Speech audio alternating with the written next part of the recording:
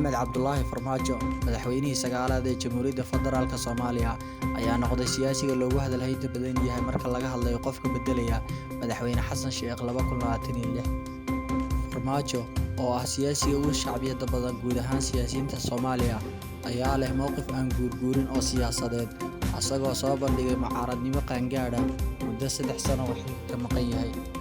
Farmaajo ayaa ka gaabsaday inuu qayb ka noqdo nolosha samatabbixinta mucaaradka kuwaasoo markii dambe u kala qaybsamay in xoolad doona iyo in xaalad abuur ah. Farmaajo ayaa sidoo kale ka gaabsaday in uu aqoonsado doorashadii Jubbaland ee dowladda federaalku ay diiday taasoo sanadkii hore dhammaadkiisii ka dhacday magaalada Kismaayo.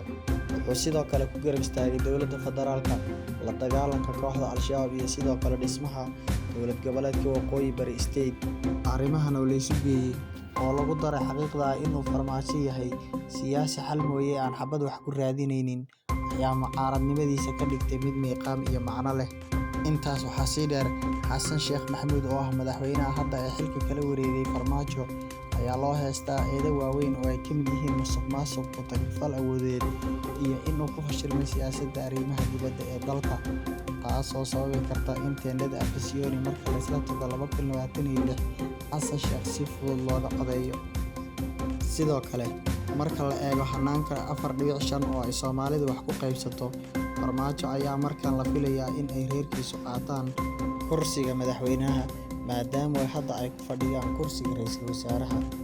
Dadka ka faallooda siyaasadda ayaa aaminsan marka la isla gaadho hoolka doorashada wareegga labaad in uusan jiri doonin siyaasi ka hayb ah Farmaajo kaasoo awoodi kara in uu Soomaalida kale cod ka helo isla markaasna wareegga saddexaad gaadho. Arrimahan ayaa Farmaajo ka dhigaysa rajadiisa dib u doorashada 2026 mid aad u sareysa.